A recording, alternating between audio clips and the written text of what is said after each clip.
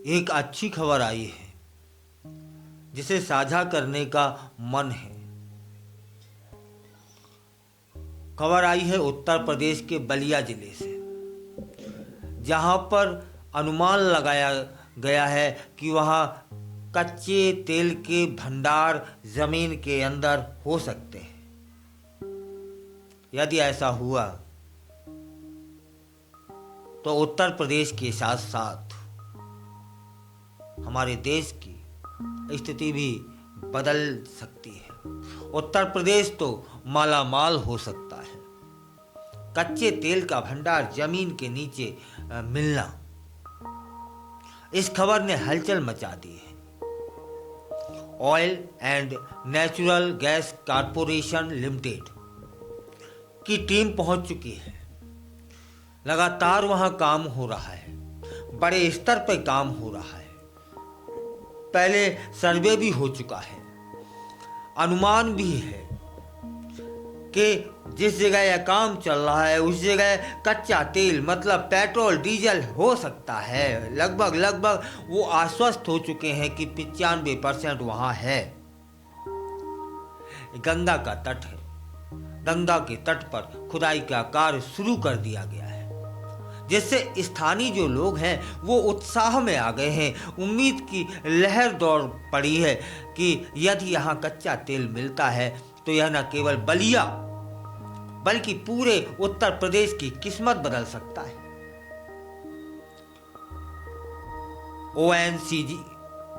ONGC की team ने पिछले कुछ वर्षों में भूवैज्ञानिक सर्वेक्षण किए थे, जिसमें यह जानकारी हुई थी कि इस क्षेत्र में पेट्रोलियम पदार्थों का बड़ा भंडार हो सकता है। अब जब पेट्रोलियम एक्सप्लोरेशन लाइसेंस मिल गया है, यह बड़ी बात है, बधाई हो। जो लगभग 8 एकड़ जमीन पर 3 साल के लिए लीज पर खुदाई का काम शुरू कर दिया गया है। इस परियोजना के तहत 3001 मीटर तक खुदाई की जाएगी। इस परियोजना के लिए ओएनजीसी ने अत्याधुनिक मशीनों और उपकरणों का इस्तेमाल करना शुरू कर दिया है।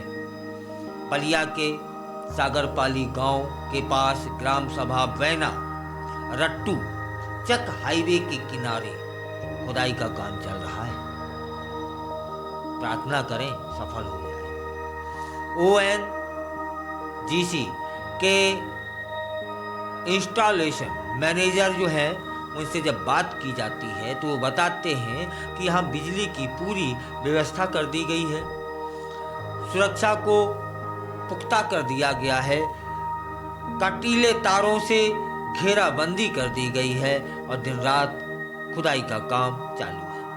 ग्रामवासियों ने भी इस खुदाई को लेकर अपनी खुशी व्यक्त की है। सामाजिक वहाँ एक कार्यकर्ता है मुन्ना बहादुर सिंह, वे कहते हैं कि यदि यह सफल हो गया तो न केवल बलिया में विकास होगा बल्कि रोजगार के नए साधन भी पैदा हो जाएंगे।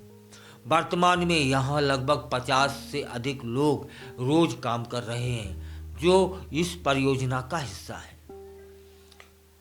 सोचिए, अगर बलिया में कच्चा तेल का भंडार मिलता है तो यह क्षेत्रीय अर्थव्यवस्था को एक नई दिशा भी दे सकता है। रोजगार के नए अवसरों खुल सकते हैं। स्थानीय व्यापार भी फल फूल सकता है। इससे न केवल बलिया बल्कि आसपास के क्षेत्रों में भी आर्थिक विकास होगा। हालांकि इस प्रकार के कार्यों में सुरक्षा महत्वपूर्ण होती है। ओएनजीसी ने सुनिश्चित कर लिया है कि सभी सुरक्षा मानकों का पालन किया जाएगा। यहाँ पर गार्ड 24 घंटे पहरा दे रहे हैं ताकि किसी भी प्रकार की अनहोनी से बचा जा सके। इस खोज का से उत्तर प्रदेश उल्लास में है। राजनेता कह रहे हैं कि बलिया का दौरा जल्दी करेंगे। यदि कच्चा तेल मिलता है तो यह पूरे के पूरे उत्तर प्रदेश की किस्मत बदल सकता है। यह एक बड़ी बात होगी। और सुना जा रहा है, रिपोर्टें बता रही हैं, वहाँ जो लोग लगे हैं, जानकार बता रहे हैं कि बहुत बड़ा भंडारण है कच्चे तेल का। पेट्रोल हो सकती है, डीजल हो सकता है, गैस हो सकती है। ONGC बताती है कि यदि प्रारंभिक सर्वेक्षण सफल होता है तो वे आगे बढ़कर बड़े पैमाने पर ड्रिलिंग करेंगे और सैंपल जांच करेंगे।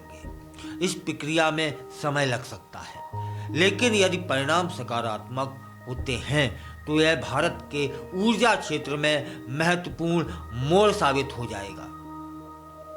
इस खोज को लेकर भी मीडिया में भी काफी चर्चा है। समाचार चैनल, वेबसाइटों पर इसी की चर्चा हो रही है, जिससे लोगों में जिज्ञासा बढ़ रही है। अब तो इंतजार है उस पल का कि जब वहां से कच्चा तेल निकल के आए। बलिया में कच्चा तेल के भंडार की संभावनाएं न केवल स्थानीय निवासियों के लिए बल्कि पूरे उत्तर प्रदेश के लिए सुनहरा अवसर बन सकती हैं, यदि ONGC द्वारा किए गए प्रयास सफल होते हैं तो।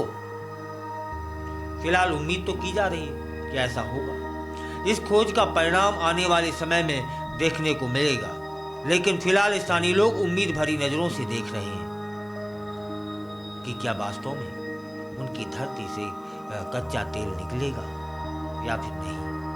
यह एक ऐसा विषय है जो न केवल आर्थिक बल्कि सामाजिक दृष्टिकोण से भी महत्वपूर्ण हो गया है। इस खबर से सभी में उल्लास है, उम्मीद है और लोग प्रार्थना कर रहे हैं कि भारत के किसी हिस्से में, किसी राज्य में कच्चा तेल का बहुत बड़ा भंडारण की संभावनाएं हैं। तो लोग प्रार्थना कर रहे हैं कि ऐसा हो जाए। आप भी करिए ना कि ऐसा हो जाए।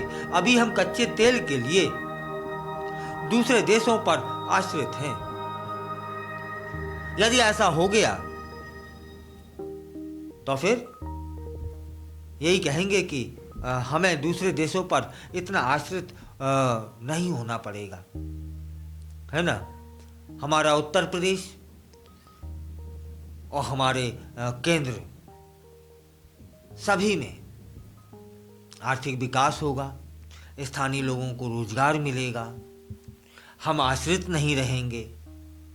मुझे लगता है कि ऐसे विषयों पर देशवासियों को प्रार्थना भी करनी चाहिए कि प्रभु ऐसा कर दो, जिससे हम शक्तिशाली और हो जाएं, हम आत्मनिर्भर हों, उन पर निर्भर नहीं।